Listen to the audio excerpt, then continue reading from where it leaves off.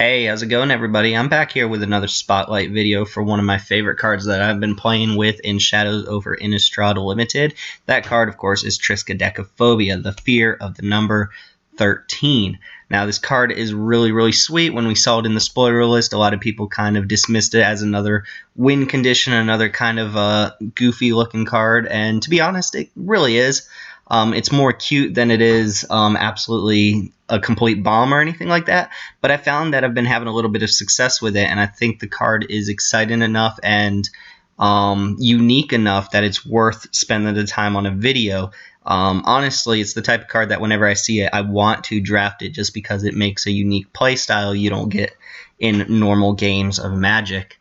So let's look at the card first. If you haven't seen this before, then either you are living under a rock or you just dismissed it like everyone else. Triskaidekaphobia is a 4-mana black enchantment that says at the beginning of your upkeep, you choose one. Either each player with exactly 13 life loses the game, then each player gains a life, or each player with exactly 13 life loses the game, then each player loses 1 life. So, in other words, on your upkeep, if a player has 13 life, they lose. This can end in draws if both players have 13 life, and I have seen this happen a couple times already. You can lose to this as well. It is an alternate lose condition in addition to an alternate win condition. It is possible that you lose the game, a game you otherwise would not have lost by playing this card, if your opponent can manage to bring you down to 13 before you can bring them down to 13. I like it for slow decks. I don't think this is the type of card that you're going to draft an aggressive deck or a super like green-black deck, Delirium-based deck, or anything like that. No, you've really got to build with Triskaidekaphobia in mind.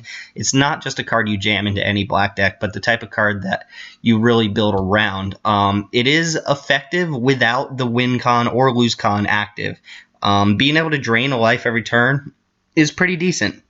Even if you're behind a little bit, you can really push your opponent into the territory where you can force blocks or something like that just because their life total keeps getting lower and lower. Of course, this affects you too, so you've got to kind of balance out which effect you're using. Also, if you are pressuring your opponent more than they're pressuring you, just gaining life is pretty decent too, since you're going to be able to drop your opponent's life total faster than they can drop yours. So it does have a decent effect on the game even when that whole 13 clause isn't really in effect. When you think about this as winning the game, it's really a 13 damage burn spell for 4. And that's kind of the ideal way of looking at it. It's the best case scenario, but imagine dealing 7 damage to your opponent, dropping this, and then this wins the game. It's essentially the same as dealing 13 damage off of 1 card, which is insane. And you can really set up your deck to take advantage of that. One other thing I really like about this is that it gets passed a lot. I've seen this go around and wheel in drafts. People just don't want to play with this sort of effect in a more competitive setting. And even at casual drafts, I'm able to get this 5th, 6th, maybe even on the wheel. So a lot of times you'll be the only person at the table who wants it if you're looking to draft this sort of deck. Also, if you haven't heard already about the art, I suggest looking up on another channel all of the little intricate details about the art. It's actually really awesome. Lots of references to the number 13 in the art, and it's really kind of a pretty cool idea. Anyway, there are a couple different ways that I found using Triskaidekaphobia optimally, and one of those is to combine skulking creatures with ways to dig through your deck. Now, obviously, black and blue is the color for Skulk, so that's kind of the shell you get. Thankfully, Triskaidekaphobia is a black card, so it fits in here nicely. So you can easily draft maybe a black-blue deck or a black-green, black-red, something like that, with a lot of card filter. And the way it works is you use your Skulk creatures to get in really early, deal 7 damage, and then stop attacking, play defense, and then use your cards to dig through your deck until you find Triskaidekaphobia or removal spells. Play a really controlling early game deck that has ways to search out your win condition. Obviously, there are a lot of problems with this in that, a lot of these skull creatures can get outclassed later in the game. So you do need backup plan, which is why I recommend if you have Triskaidekaphobia in your card pool, start taking removal spells, cards like Sinister, Concoction, Martyrs, Compulsion, and play the control game instead of just playing a creature game or something like that. If you really want Triskaidekaphobia to be your win condition, this is a very good shell for it. Skull creatures are going to get in early, or at least most of them with. Farbog Revenants is in particular really nice because the lifelink on it keeps you farther away from Triskaidekaphobia while it brings your opponent closer to it. But anyway, it shouldn't be too hard to deal 7 off of skull creatures, especially these 1-power ones. If you can drop them on turn 2 and start pecking away, you can really get your opponent into territory where they're not going to be able to survive the turn you play Triskaidekaphobia. Keep in mind that the enchantment does trigger on your upkeep, so even if your opponent's at 13 and then you drop the enchantment, you still have to make sure you survive till your next upkeep for it to win you the game. You also have to make sure you're not at 13. Otherwise, there are obvious problems with that.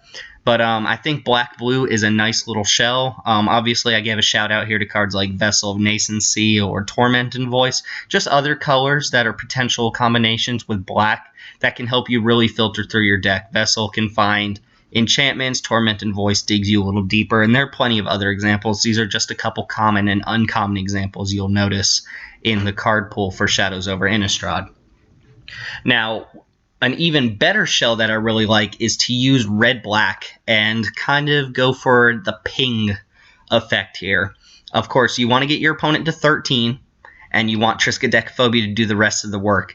And I found the best way to do that is to do 1 damage at a time and essentially set your opponent's life total to 13, and then let Triskaidekaphobia do the rest of the work. There are a lot of creatures in this format that actually just ping. Gibbering Fiend, good example, comes down, deals a damage. The Devil tokens off of Dance with Devils and Devil's Playground are extremely good with Triskaidekaphobia because you can direct the 1 damage at them. You can just swing in with them, and your opponent's either going to have to let them through and take damage, or they're going to have to block, kill the Devils, and then the Devils can redirect the damage in a certain combination, either at creatures or at your opponent, in such a way that you can get your opponent's life total to 13. A couple other examples here, Infectious Curse being a really nice card in general, also doubles as another way to drain your opponent and keep your life total high, dealing 1 damage at a time. The thing about Infectious Curse is that it triggers on your opponent's upkeep. Same with Gibbering Fiend. On your opponent's upkeep, they'll lose 1. So if they're already at 13, this can bring them lower. But then you just kind of go on and try to win the game with these effects. Once Triskaidekaphobia becomes a little less of a win condition and more of a drain effect, it stacks on nicely with the rest of these cards. Wayward Disciple and Flameblade Angel being further examples of cards that can deal single amounts of damage at one time. Kind of getting your opponent closer and closer to the edge until you can let Triskaidekaphobia be that 13 damage kill spell. Obviously, Wayward Disciple is the flip card of a white card, so it's not really a black example, but I think red-black is probably the best combination to take advantage of the win condition side of Triskaidekaphobia. One problem, and if you watch Channel Fireball videos like I have, and you've watched maybe some of Marshall Sutcliffe's Shadows over Innistrad drafts, you'll notice that Triskaidekaphobia sometimes goes the wrong direction and actually ends up losing you the game. So you need to be prepared for that. Now, the cards on this list here, this is not an exhaustive list, but these are cards that you should consider including in your deck if you're playing Triskaidekaphobia, or if you're playing against it. They're effects that have instant speed ways of adjusting your life total, so that once Triskaidekaphobia's ability goes on the stack, you can either lower or increase your life total away from that 13 so you don't lose the game. Or likewise, you can use these effects, or some of these effects, on your opponent and adjust their life total accordingly.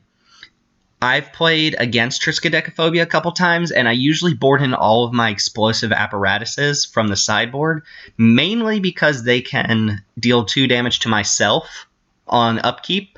Granted, that's not how you want to use this card. You want to use it as a creature removal spell or 2 damage to the opponent, but it is nice to have these ways, these versatile effects that get you out of the range of Triskaidekaphobia at instant speed. The same goes for cards like Anguished Unmaken and Sinister Concoction, even Geist Blast as a burn spell that you can target yourself with. These cards all let you either lose life or hit your opponent, which lets you get out of that 13 range. Alms of the Vein obviously needs some sort of madness enabler for it to be effective in this regard, but obviously you wouldn't be playing it if you didn't have the madness enabler already. Westvale Abbey, obviously a rare, same as Anguished Unmaken, but serves the same kind of effect on upkeep. If that Triskaidekaphobia ability goes on the stack and you're in danger of losing to it, you can pay a life and get yourself out of the range, plus get a decent effect out of it. Ongoing Investigation being another instant speed life gain card. So I feel like if you are playing a deck with Triskaidekaphobia or if you're playing against it, these are kind of cards you want to look out for. Burn spells or cards that have instant speed ways of losing or gaining life for you. Just an extra precaution. It's kind of interesting how the same cards that are good against Triskaidekaphobia are also the same cards you don't want your opponent to have when you're playing it, or they're the same kinds of cards you want to include your deck even if you are playing it, just because it is possible to lose to your own card, and that's kind of the most embarrassing way to go out of a game of Magic. Now, my favorite archetype, and I've done this a couple times, is to draft an early Triskaidekaphobia and then proceed to draft cards with adjustable amounts of damage. Burn from Within is a really, really cute trick with Triskaidekaphobia, and I have had a deck with both of them in the deck. Burn from Within is an X-cost damage spell that basically lets you set your opponent's life total to 13, assuming, of course, you have the mana and the time to do it. But if your opponent's at 18, you burn from within for 5, and now they're at 13. They have one more turn to do something about it until they die. The same with Avacyn's Judgment. In fact, Avacyn's Judgment is so good as a madness card that you would include it in your deck anyway, but alongside Triskaidekaphobia, it can be really annoying, especially if you can madness it. If you can madness this card out on your opponent's turn before the upkeep trigger on your turn, you can usually set your opponent's life total to 13. These cards are also good against you, in particular Burn from Within and Avacyn's Judgment being X damage spells. They are good against you if you have Triskaidekaphobia, so I would actually recommend boarding the enchantment out if you've seen either of these cards on the opponent's side of the field. The second line here, you'll see Ravenous Bloodseeker, Ember Eye Wolf, Incited Rabble. The flip side of was it Town Gossipmonger or something like that. These cards let you do adjustable amounts of damage. They kind of have fire breathing effects in either increments of 1 or 2, and those are the type of effects that you want alongside Triskaidekaphobia. Your opponent's either going to have to block and trade creatures, or you're going to be able to use your mana as a way to get your opponent as close to 13 as possible. So red being already the best color to pair with black to take advantage of Triskaidekaphobia, red gives you these options for these kind of creatures that have adjustable amounts of damage to get them closer to that perfect number to win the game with. And then the bottom line, these are just kind of examples of creatures and spells that also kind of let you adjust your damage at instant speed. Prowess on Sanguinary Mage and cards like that can give you instant speed ways to deal in extra damage. For instance, imagine your opponent's at 15 and you're attacking with a Sanguinary Mage. They don't block, maybe you cast a spell, and suddenly the Prowess brings them to 13 when it otherwise wouldn't have. Same with Confront the Unknown. In a clue-based deck, this can do a modular amount of damage based on how many clues you have, and you can even crack clues before it or add clues before you cast it to increase or decrease the amount of damage it's going to yield, getting your opponent closer to 13. And then cards like Heir of Falconwrath that have these kind of mid-combat abilities to deal an extra damage. Here you would discard a card, flip it, and it would deal 3 damage instead of 2. You get the point, right? You are able to adjust your damage at instant speed and get your opponent as close to 13 as possible without them being able to do very much besides just block and trade creatures. Now, the flip side, of course, is that your opponent's probably going to have ways to fight back. So when you play Triskaidekaphobia, a lot of times if you play it early in the game, suddenly it's a race to get your opponent to 13 instead of to get your opponent to 0. And the same goes for you. I've noticed every time I play it, my opponent's goal is now to do the same as I'm trying to do, ping me down to 13 instead of trying to win the game the normal way. Triskaidekaphobia will finish out the game. So you want to watch out for certain types of cards. First off, anything with lifelink is a terrible thing to see when you have Triskaidekaphobia on the field. Lifelink just puts your opponent so far out of range, and the cards that have it in this set actually give huge boosts. Grotesque Mutation and Tenacity are instant speed ways to gain lots of life and can actually really hurt you in a race. Near Heath Chaplain being one of the best uncommons in the set is already going to be a card you'll see anyway, as is called the Bloodline, which can be an instant speed way to put a dude out, block, and gain life. My suggestion is if your opponent's at 13 and it's your turn, I suggest not even attacking if you don't have to, or trying to avoid combat if possible so that you can't get blown out by a card like Tenacity or Grotesque Mutation. I put Vessel of Ephemera here because the 1/1s on your opponent's side of the field are really, really good against Triskaidekaphobia. If your opponent's able to flood the board with a lot of little spirits, usually their plan is to go wide and deal damage to you in small increments over the course of a game. But if they only have to deal 7 damage, or they can just send in a few flyers to set your life total to 13, that's really bad news for you. So you've got to watch out for token-based decks that can go wide and deal small amounts of damage. Also, Root Out is here because, of course, Triskaidekaphobia is an enchantment, and while there isn't a lot of enchantment hate in this set, there are still cards that can come in after sideboard. Now, you'll notice that, with the exception of Root Out, all the cards on this list here are perfectly main deckable cards that you've probably run into multiple times. None of these are super borderline, with Grotesque Mutation being probably the worst card on the list. Actually, definitely the worst card on the list besides Root Out, and still a main deckable option. So you have to be aware that when you play Triskaidekaphobia, there are going to be main board options against you, as well as cards coming in from the sideboard. So you can't rely solely on your enchantment to win. My suggestion is build around it, but also have a backup game plan. That's kind of why I like the red-black shell, because red can still win with aggressive creatures if Triskaidekaphobia is not working out for you.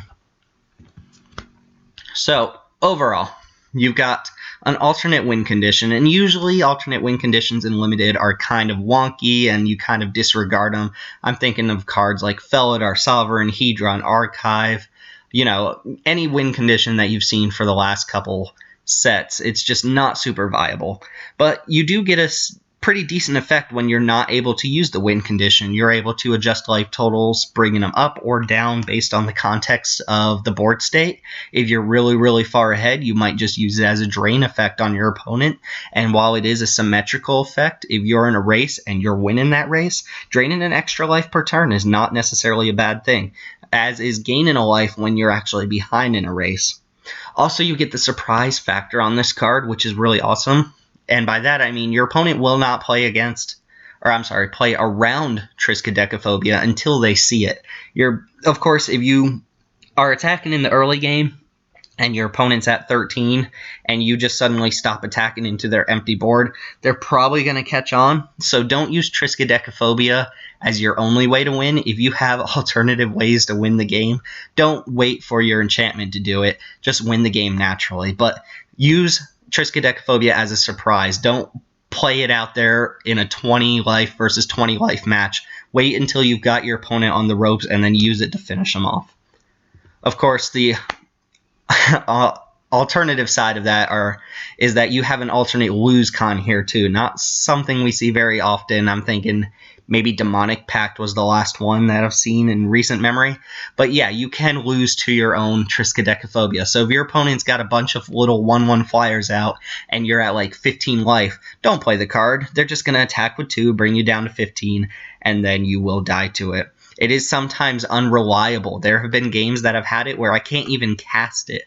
Either my life total is really, really low, so it just takes up a whole turn to be a do-nothing card, or I know for a fact that if I play it, my opponent has effects in their hand that are going to make it really hard for me to win with it, or really easy for them to win with it.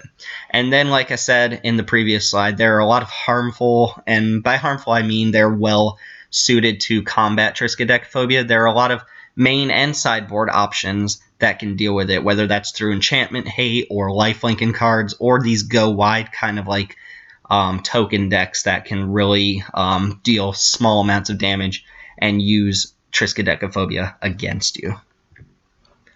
So with that being said, this card is really, really cool. It's super risky, and that's kind of the reason I'm drawn to it, because the risk-reward is very well balanced. A card that can just straight up win you the game for dealing 7 points of damage is pretty insane, but a card that can lose you the game for being dealt 7 damage, you get the point, right?